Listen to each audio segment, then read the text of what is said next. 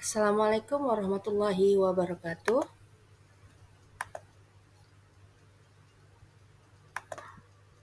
Pada kesempatan ini, saya akan membahas tentang pembelajaran berdiferensiasi di kelas bahasa Inggris SLB. Subjudulnya adalah memenuhi kebutuhan belajar setiap siswa. Modul ini adalah modul pertama, topik kedua dalam program PPG Daljab Piloting Guru Tertentu 2024. Nah, Bapak Ibu guru hebat, marilah sama-sama kita pahami tentang pembelajaran berdiferensiasi. Pengertian dari pembelajaran berdiferensiasi adalah pendekatan di pendekatan suatu pengajaran yang mengakomodasi berbagai gaya belajar, kebutuhan, dan minat siswa dalam satu kelas, di mana tujuannya adalah memastikan setiap siswa mendapatkan kesempatan belajar yang optimal sesuai dengan kemampuan dan potensi masing-masing. Dalam pembelajaran berdiferensiasi, guru berperan penting dalam merancang dan melaksanakan berbagai strategi dan metode pembelajaran yang bervariasi, seperti penggunaan materi yang berbeda, pengelompokan siswa berdasarkan kemampuan, atau memberikan pilihan tugas yang beragam. Dengan demikian, siswa bisa mengerjakan tugas akhirnya sesuai dengan minat, bakat, dan potensi yang mereka miliki. Selanjutnya, pembelajaran berdiferensiasi pada mata pelajaran bahasa Inggris fase C di SLB dengan materi benda-benda di lingkungan sekitar. Hal ini dapat dilakukan dengan menggunakan berbagai metode dan strategi untuk memenuhi kebutuhan belajar siswa yang berbeda-beda. Contohnya, guru dapat menggunakan peningkatan visual, auditory, dan kinestetik untuk membantu siswa memahami materi. 1. Pembelajaran visual. Pembelajaran visual adalah menyediakan gambar-gambar atau video yang menarik tentang benda-benda di lingkungan sekitar seperti pohon, rumah, kendaraan, dan lain-lain. Siswa dapat diminta untuk mengidentifikasi dan menyebutkan nama-nama benda tersebut dalam bahasa Inggris. Yang kedua, pembelajaran auditori. Pembelajaran auditori menggunakan rekaman suara atau lagu yang menyebutkan nama-nama benda di lingkungan sekitar. Siswa dapat mendengarkan dan mengulang kata-kata tersebut untuk meningkatkan pemahaman dan pelafalannya. Yang ketiga, pembelajaran kinestetik. Pembelajaran kinestetik melakukan kegiatan fisik seperti permainan mencari benda di kelas atau di luar kelas. Siswa dapat berburu benda-benda tertentu dan kemudian menyebutkan benda-benda tersebut dalam bahasa Inggris. Yang keempat, proyek kreatif. Siswa dapat diminta untuk membuat proyek kecil seperti poster atau maket yang menggambarkan lingkungan sekitar mereka.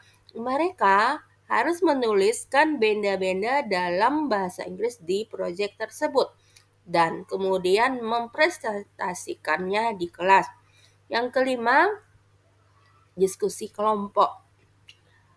Siswa dibagi menjadi beberapa kelompok kecil dan memberikan mereka tugas untuk mendiskusikan benda-benda di lingkungan mereka. Setiap kelompok dapat berbagi hasil diskusi mereka dengan teman sekelas.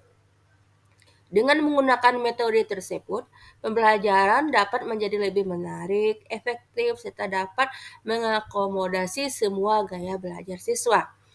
Selanjutnya, Bapak Guru hebat, umpan balik tentang siswa dengan kemajuan belajar mereka dan area yang ditingkatkan. 1. Penggunaan teknologi. Mengintegrasikan teknologi seperti aplikasi pembelajaran bahasa atau permainan edukatif online yang dapat diakses oleh siswa. Aplikasi ini sering kali memiliki fitur interaktif yang dapat membuat pembelajaran lebih menyenangkan dan memotivasi. Bisa juga aplikasi ini seperti menggunakan aplikasi Quizzes atau Canva juga bisa. Kemudian contoh dari pendekatan individual, melakukan pendekatan individual di mana guru dapat memberikan perhatian khusus kepada siswa yang memerlukan bantuan ekstra. Memberikan sesi bimbingan individu dapat membantu siswa mengatasi kesulitan dalam memahami materi. Kemudian evaluasi dan refleksi.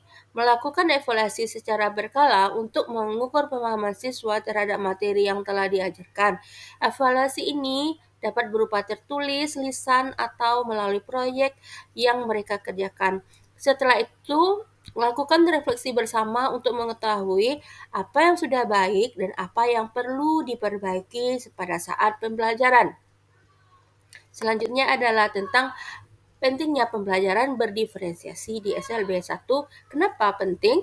Setiap siswa SLB itu memiliki kebutuhan belajar yang sangat beragam.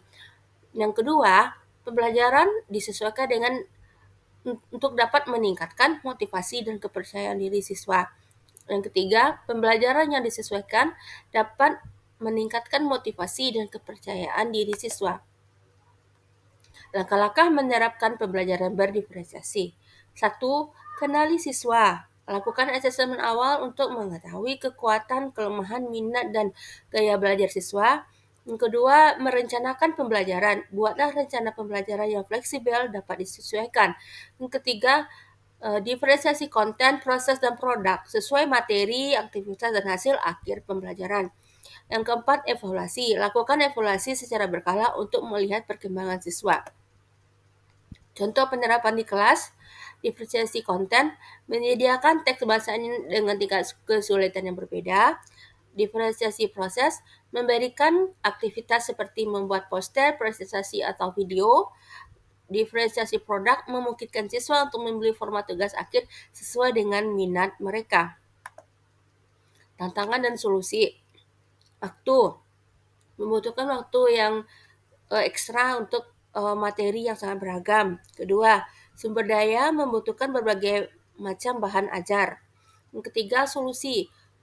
Kolaborasi dengan guru lain memanfaatkan teknologi dan memanfaatkan sumber daya yang ada. Kesimpulan, pembelajaran berdiferensiasi sangat penting untuk memenuhi kebutuhan belajar siswa SLB. Dengan menerapkan pembelajaran berdiferensiasi, siswa akan lebih termotivasi dan percaya diri. Mari bersama-sama menciptakan lingkungan belajar yang inklusif dan menyenangkan bagi semua siswa. Terima kasih.